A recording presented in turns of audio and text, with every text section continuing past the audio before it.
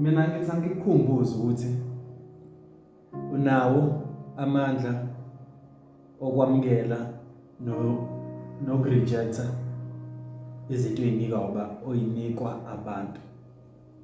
So ungamukeli zonke izibusiso oyinikwa abantu, yazo asikho isibusiso esiyokusebenzela kahle oyosithola kumthakathi.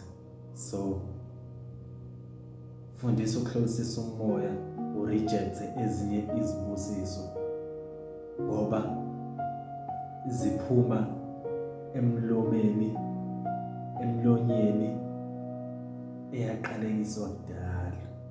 So asamukeli wonke ngoba sinawo amandla okuphikisa.